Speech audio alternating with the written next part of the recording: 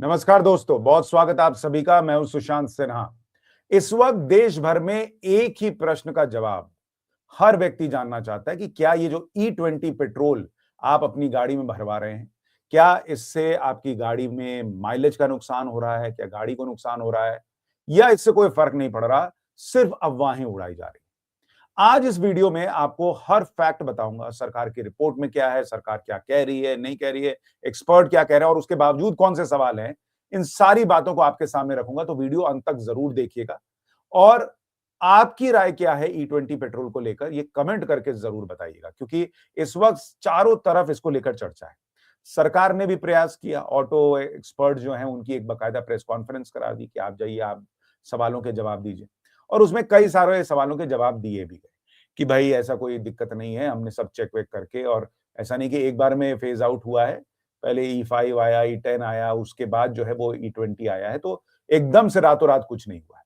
लेकिन उसके बावजूद कुछ प्रश्न हैं। जैसे इसी प्रेस कॉन्फ्रेंस में कहा गया कि 1 अप्रैल 2023 के बाद बेचे गए सभी वाहन E20 के लिए पूरी तरह तैयार है।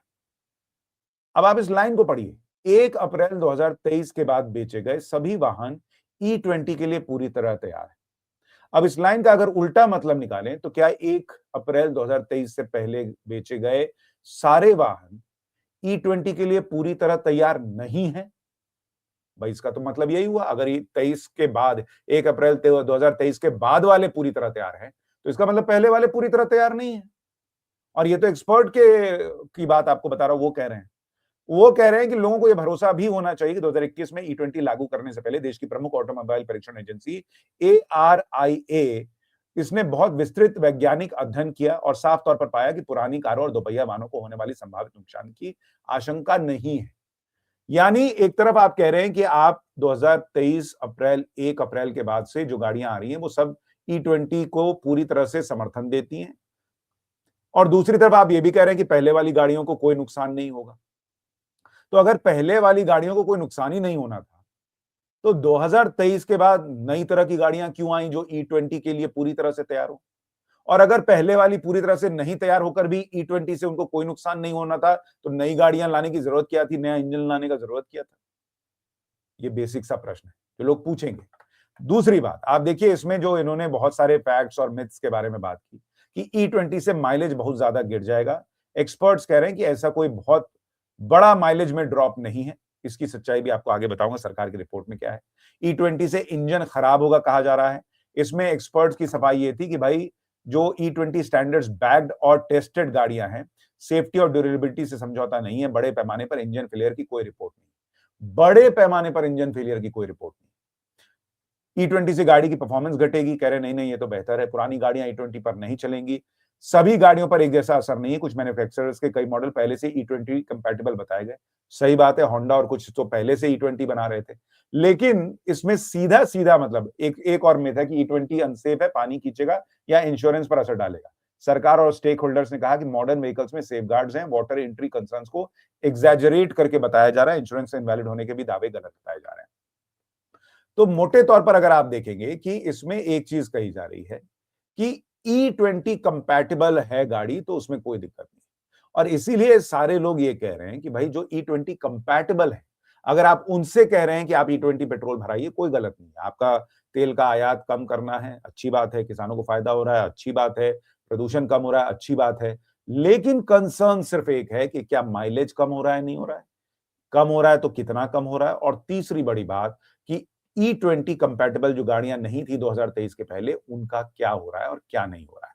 अब सरकार की तरफ से कहा जा रहा है इसमें, या जो भी बातें कही जा रही हैं, और इंडस्ट्री एक्सपर्ट्स की तरफ से, वो बार बार इस तरह से बोलते हैं लाइन को जिसमें ये लगे कि भाई E20 कंपैटिबल है तो कोई दिक्कत नहीं। जो E20 कंपैटिबल नहीं है उनका क्या, ये बेसिक बहुत बड़ा प्रश्न है जो कि इस प्रेस कॉन्फ्रेंस के बाद भी कंसर्न बना हुआ है। अब इसी बीच आप देखिए कि कुछ सर्वेज हो रहे हैं। जैसे एक सर्वे किया गया, उसके बारे में मैं आपको बताता हूं, और उसमें 53% लोगों ने कहा कि ये E20 तेल लाना जो है ये डिजास्ट्रस फैसला है।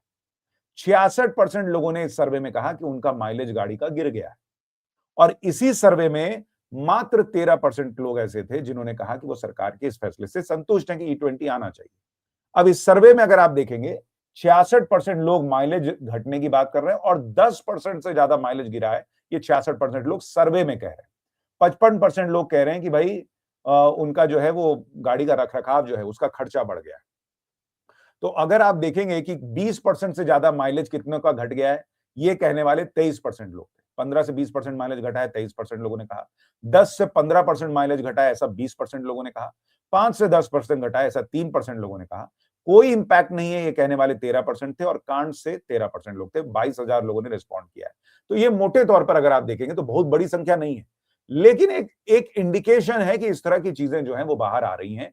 ये सर्वे में भी दिख रहा है, लोग कह रहे हैं। अब इस बीच तमाम तरह की बातें चल रही हैं। जैसे सोशल मीडिया पर एक चला कि भाई भूटान को सरकार जो है वो E20 पेट्रोल देने वाली थी, भूटान ने मना कर दिया, हमको E20 पेट्रोल नहीं चाहिए।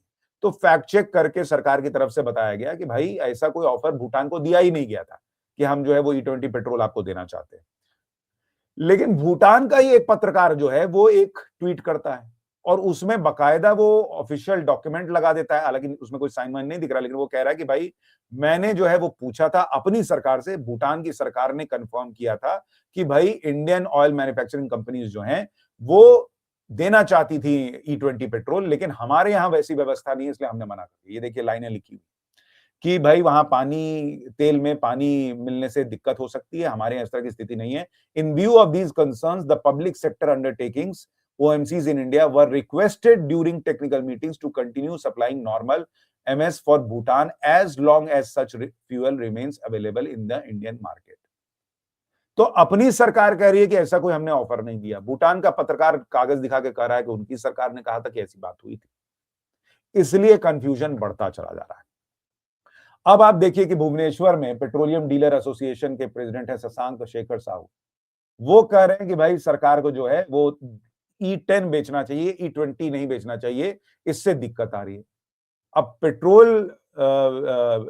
डीलर एसोसिएशन के लोग ऐसा कहेंगे तो सवाल तो खड़ा होगा। सुनिए वो एक बार क्या कह रहे हैं। जो पब्लिक के लिए जो E20 जो अभी चल रहा है, उसके जो डीलर लोग जो फेस कर रहा है, उसका जो प्रॉब्लम है, वो उसको अभी सरकार को हम निवेदन करते हैं, उनको पुनर्विचार के लिए हम बोलेंगे कि इंडिया को छोड़कर बाहर में सब 10% है थ्रू आउट द वर्ल्ड। ये इंडिया में ओनली 20% है। उसके लिए जो गाड़ी हमारा जो इंडिया में जो गाड़ी आ रहा है वो सपोर्ट नहीं कर रहा है। अब ये इनका दावा है कि इंडियन गाड़ी सपोर्ट नहीं कर रही है, सरकार को E10 लाना चाहिए क्योंकि दुनिया भर में E10 ज्यादा चलता है। हमने भी रिसर्च की और उसमें यही दिखा कि दुनिया भर में E10 का इस्तेमाल ज्यादा होता है। जैसे अमेरिका में भी E10 का इस्तेमाल ज्यादा होता है, इसके अलावा भी वहां पर वेरिएंट्स हैं एथेनॉल मिले हुए पेट्रोल के, लेकिन E10 वहां मुख्य तौर पर बिकता है। यूरोप में E5 E10 का ज्यादा इस्तेमाल होता है। ब्राजील में हालांकि E27 का इस्तेमाल होता है। भारत में E20 अब मैंडेटरी हो चुका है और जापान में E10 की तरफ अभी बढ़ रहे हैं। तो मोटे तौर पर आप बड़ी इकोनॉमीज को देखेंगे तो वहां पर E10 का इस्तेमाल ज्यादा होता है, ये दिखता है। तो भाई अगर कोई दिक्कत नहीं है तो बड़े बड़े देश क्यों नहीं E20 E85 की तरफ उस तरह से चले गए, उनको भी क्यों समय लग रहा है? तो ये एक प्रश्न है। कई रिपोर्ट्स में, मीडिया रिपोर्ट्स पढ़ रहा था कि मैकेनिक बोल रहे हैं कि भाई E20 पेट्रोल से पुराने वाहनों में खराबियां जो हैं वो बढ़ रही है, माइलेज की शिकायत आ रही है। तो इस तरह की जितनी रिपोर्टें चल रही है उससे उसमें लोगों की एक भावना दिखती है, उनका एक कंसर्न दिखता है। अब ये कहा जा रहा है कि भाई पेट्रोल की मिलावट थी, जैसे वो मनीष कश्यप के साथ केस हुआ कि उनकी टोयोटा गाड़ी जो है वो बैठ गई, तो उन्होंने कहा कि E20 पेट्रोल की वजह से बैठी है। टोयोटा ने जवाब देकर कहा कि भाई E20 की वजह से नहीं बैठी थी, पेट्रोल में मिलावट थी इसलिए गाड़ी बैठ गई। मनीष कश्यप हालांकि इस जवाब से संतुष्ट नहीं है, लेकिन प्रश्न ये है कि अगर पेट्रोल की मिलावट से ऐसी समस्याएं आ रही हैं, तो पेट्रोल की मिलावट तो इस देश में मतलब पता नहीं कितने साल से चल रही है, दशकों से चल रही है, आज की बात नहीं है। तो आज क्या पेट्रोल में ऐसा कुछ मिला दिया जा रहा है कि इस तरह की शिकायतें लोग कह रहे हैं कि भाई हमको दिक्कत आ रही है? प्रश्न है। अब मैं आपको दिखाता हूं society of Indian automobile manufacturer जो हैं, उनकी एक रिपोर्ट दिखाता हूं। Society of Indian automobile manufacturer SIAM, ये उसकी एक रिपोर्ट है। और इस रिपोर्ट में अगर आप देखेंगे तो कहा गया है कि ये रिपोर्ट जो है वो road map of ethanol blending in petrol, ये 28 दिसंबर 2020 की रिपोर्ट आपको दिखा रहा हूं। अब इस रिपोर्ट में कहा क्या गया है, इसको भी सुनिए। इसमें कहा गया है कि Additionally, SIAM firmly believes the success of these initiatives depending on value addition to the most important stakeholder, customer और vehicle user. यानी SIAM भी कह रहा था कि जो कस्टमर है, जो गाड़ी चलाने वाला है, उसकी लाइफ जो है वो बेहतर होनी चाहिए। भाई किसान को तो फायदा हो रहा है, प्रदूषण कम हो रहा है, देश का तेल आयात घट रहा है, वो भी अच्छी बात है। लेकिन जो गाड़ी चला रहा है, क्या उसको सस्ता पेट्रोल मिल रहा है? नहीं, क्योंकि सरकार कह रही है कि एथेनॉल ही महंगा हो गया तो मिला रहे हैं, तो उसमें कोई ऐसा बच ही नहीं रहा, तेल कंपनियां सस्ता क्या करेंगी? तो भाई जो पेट्रोल भरा रहा है उसका तो कोई बहुत बड़ा फायदा हुआ नहीं। दूसरा प्रश्न कि क्या गाड़ी में ऊपर नीचे हो रहा है, माइलेज घट रहा है, नुकसान हो रहा है, इसको भी कंप्लीटली एड्रेस करने की जरूरत है। अभी क्या हो रहा है कि सरकार या इंडस्ट्री एक्सपर्ट जो कह रहे हैं वो पब्लिक के इमोशन और ग्राउंड पे जो रियलिटी लोग फेस कर रहे हैं उससे मैच नहीं हो रहा। तो आप भले प्रेस कॉन्फ्रेंस कर देंगे, आप भले बोल देंगे, लेकिन लोग उसको जो है ना वो मान नहीं पा रहे हैं, क्योंकि उनको दिख रहा है कि उनके साथ क्या हो रहा है, नहीं हो रहा है। इसी में अगर आप देखेंगे, मैं आपको एक लाइन पढ़ के बताता हूं, इसी रिपोर्ट में लिखा हुआ है कि government's plan of ensuring E10 across nation by 2022 is a welcome step. आगे लिखा है, this will bridge the gap of present untapped fuel efficiency loss with current vehicles which are E10 material compliant only. It should be critically noted, E10 full compliant vehicles, two-wheeler, four-wheeler, cannot run on lower ethanol blend as there will be knocking which will damage the engine.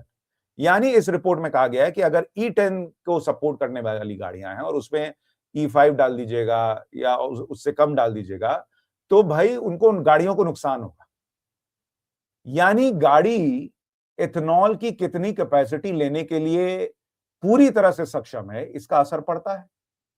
E10 में अगर E5 डाल रहे हैं तो नुकसान हो रहा है, तो E20 अगर E10 कंपैटिबल गाड़ी में डालिएगा तो क्या कोई नुकसान नहीं होगा? क्यों? यह प्रश्न पूछा जाएगा।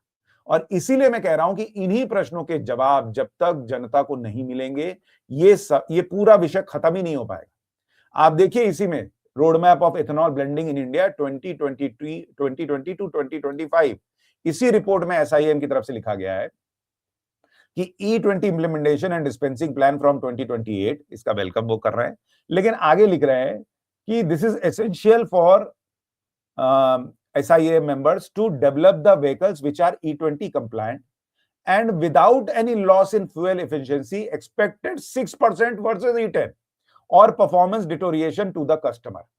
अब आप सोचिए, खुद ही SIAM कह रहा है, जो मैन्युफैक्चरर्स का एसोसिएशन है गाड़ियों का, वो कह रहा है कि भाई आप ऐसी गाड़ियां बनाइए E20 कंपैटिबल जिनमें फ्यूल एफिशिएंसी जो है वो E10 के मुकाबले 6% जो है वो भी ना रहे। यानी आप खुद मान रहे हैं कि 6% तक का हो सकता है, और वो भी किस से? E10 से। जो बिना एथेनॉल वाला पेट्रोल है उससे नहीं, इसका मतलब उसमें और माइलेज मिलता होगा।